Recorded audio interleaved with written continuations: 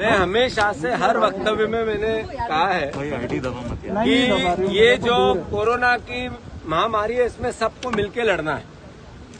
और मैंने जब जब सरकार को, प्रशासन को और मुख्यमंत्री को क्रिटिसिज्म किया, जब जब इन्होंने भेदभाव किए, जब जब इन्होंने दो आंखों से देखना चालू किया, ये जो पेंडेमिक आया है इसमें नेचुरल है कि समाज, सरकार, सारा जनप्रतिनिधि, सारी राजनीतिक कार्यकर्ता, सामाजिक कार्यकर्ता सब मिलकर इस कोविड की महामारी में एकजुट दिखे और एकजुट लड़े तो हम जल्दी जीतेंगे।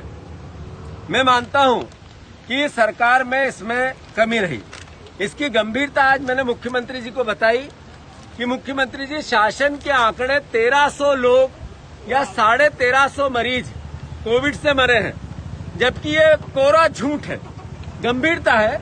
अगर हमें सच्चाई पता नहीं चलेगी तो हम उसके समाधान की ओर कैसे जाएंगे।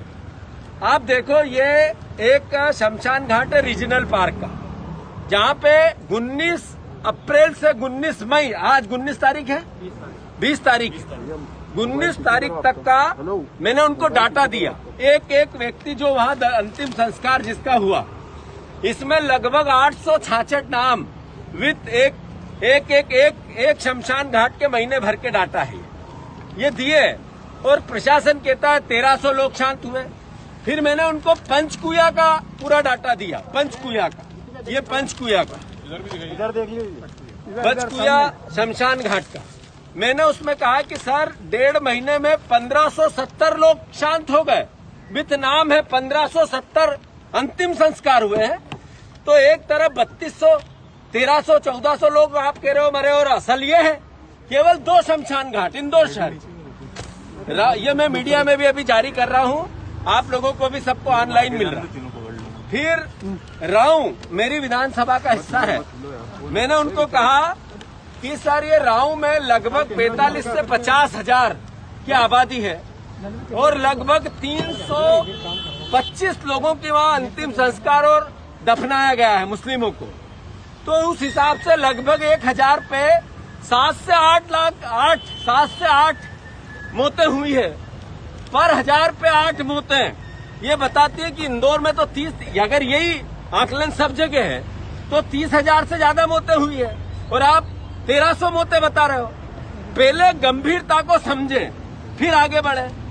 सवाल ये है, मैंने उनसे अनुरोध किया कि सर आप आयुष्मान कार्ड की अनियमितताएं कितनी है, भाषण कितने भी हो, जो 2011 में जिसकी गणना हुई थी उस गरीबी के आधार पर आयुष्मान कार्ड बन रहे हैं, तो 2011 से लेके 2021 तक क्या वो व्यक्ति कहाँ जाएगा, वो गरीब कहाँ जाएगा, मौत के गाल में? ये नहीं चल सकता है। दूसरा, राशन कार्ड की जो पर्ची में आप पात्रता रखते हैं उस आधार पे ही आयुष्मान कार्ड बनाए। जो हॉस्पिटल में दादागिरी चल रही है, भगा रहे हैं लोगों को, इस पर भी सख्ती हो। फिर हमने अनुरोध किया कि एक तरफ आयुष्मान कार्ड धारक करना इसलिए कि गरीब की मदद करना, पर वो मध्यम वर्गीय जो भर्ती हो गया पिछले 2 महीने में, जिसने अपना घर बेचा है, अपनी जान दी, दोनों में से एक हुआ। जब ये लोग मरे उसके रिकॉर्ड है हॉस्पिटल वाइज, तो उन मध्यम वर्गीय लोगों को 2 लाख रुपया सरकार अपनी ओर से दे। और जो लोग, जो गरीब, उन्होंने कहा माता पिता दोनों नहीं है, माता पिता दोनों नहीं, उस बच्चे को 5000 रुपये महीना सरकार देगी। जो कमाने वाला चला गया, केवल पत्नी है, तो उस बच्चे को पालेगी कैसे, उसके लिए क्या योजना है? हमने कहा उसको भी इस पात्रता में लिया जाए। जो पेंडेमिक आने वाला है, बच्चों पे असर करना है, उसकी तैयारी अच्छे से हो। जो रेमडेसिविर इंजेक्शन की कालाबाजारी हुई जग जाहिर है, किन लोगों ने की जग जाहिर है, किसके आसपास के लोग जग जाहिर है।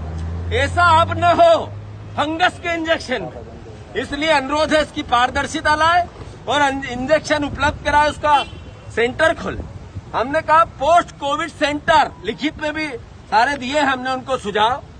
पोस्ट कोविड सेंटर नया बनाना चाहिए जो कोविड के बाद की स्थिति को सही करे या उसको सही रूप में दिशा दे। उसकी मुख्यमंत्री जी की धन्यवाद है, उन्होंने इस बात को माना है, अपने भाषण में कहा है। पर मैं देखता हूं कि ये सब बातें इस बात का घोतक है कि प्रशासन कुछ छुपाना चाहता है।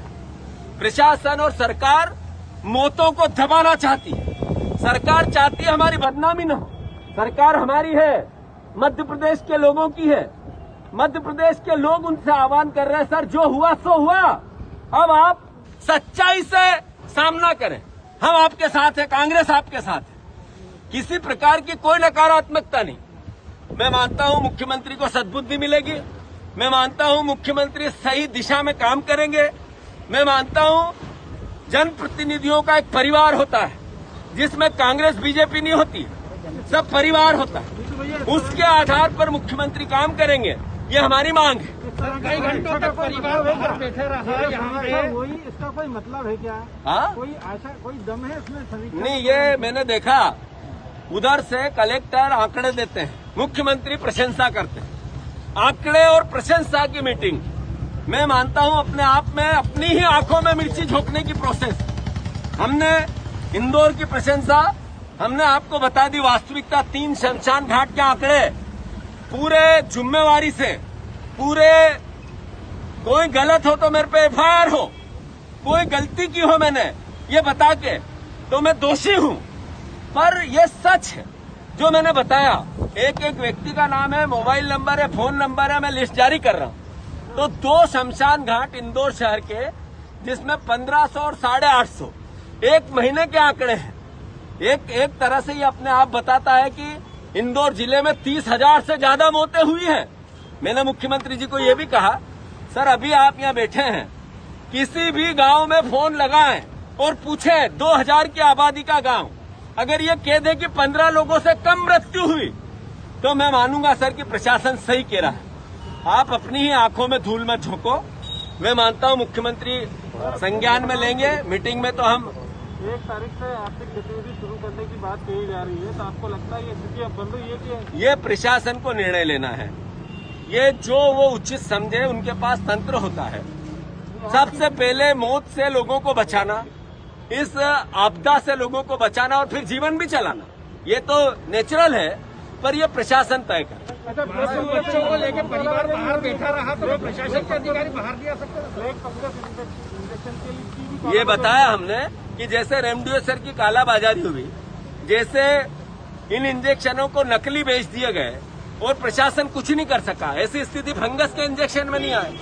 तो मुख्यमंत्री का जो उस पर बयान था वो ये था कि हमारे देश में ये इंजेक्शन नहीं मिलते हैं, हम विदेशों से मंगाते हैं। मैंने आज भी बात की है, विदेशों से आएंगे और हमें मिलेंगे और हम डिस्ट्रीब्यूट करेंगे। मैं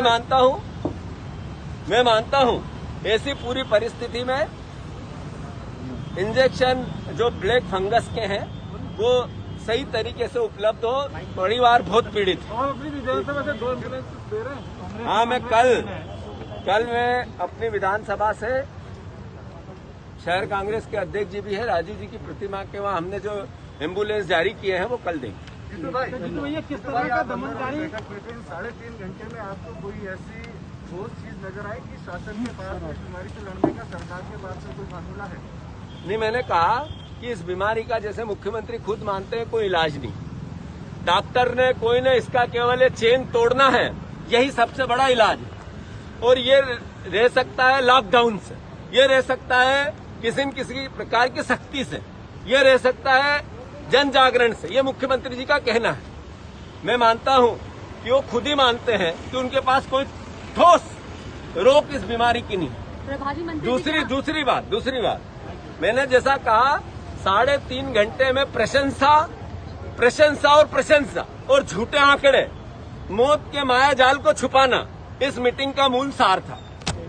जीतू भाई, अरे भाई जीतू भाई, ओ दादा, आगे लोग बाबा चुप रहो, जरा चुप रहो। ये दूसरी बात, अरे आप तो उधर हो जाओ। किस तरह का दमनकारी रवैया दिख रहा है? नहीं, मैं समझता हूँ रेमडेसिविर के इंजेक्शन के लिए मरीज के परिजन अगर आते हैं, या ब्लैक फंगस के इंजेक्शन के लिए, टोसी इंजेक्शन के लिए परिजन आते हैं, तो प्रशासन का रवैया सकारात्मक होना चाहिए। दिलवा सके तो सबसे पहले दिलवाओ, नहीं तो कम से कम सांत्वना या उनको सहयोगात्मक रवैया तो हो। ये तो हमारी ड्यूटी है भाई, ये करना चाहिए। मंत्री जी के यहाँ से रेमडेसिविर बिकने का मामला सामने आया, आपने ये बात रखी? नहीं, बात ये है, नहीं बिल्कुल, ये तो आप लोगों की कृपा है, दया है कि आप लोग सच बोलने लगे हो। मैंने सच है, ये भी बात बोलनी पड़ेगी। आप लोग सच बोलने लगे हो, मैं साधुवाद देता हूँ आप लोगों को। इंदौर शहर देख रहा है कि ब्लैक में वो दवाइयां जो जीवन के लिए थी, चोरी से नकली कैसे कैसे लोगों ने बेची, ये आप जग जाहिर हो। आप लोगों को मैं सैल्यूट करता हूं कि आप लोगों ने पोल खोली लोगों की। सिंधिया जी के यहाँ से आए थे क्या इंजेक्शन जिस तरह से बेचे गए? नहीं, मेरे को नहीं पता, ये नकारात्मकता होगी, पर नकली इंजेक्शन आए इसके लिए दोषी कौन? सरकार। इंजेक्शन बेचे गए इसके लिए दोषी कौन? सरकार। ये लोग इंजेक्शन के अभाव में मर गए इसके लिए दोषी कौन? सरकार। जो मृत्यु हुई उनको सरकार, ये भी मैंने मांग की, भूल गया, अच्छा याद दिला दिया। जो इस सरकारी तंत्र के कारण लोग मर गए अभाव में, उनको सरकार जो पेंडेमिक में मुआवजा मिलता है 4 लाख रुपया आपदा में, वो दे। ये भी मैंने मुख्यमंत्री से आग्रह किया। धन्यवाद।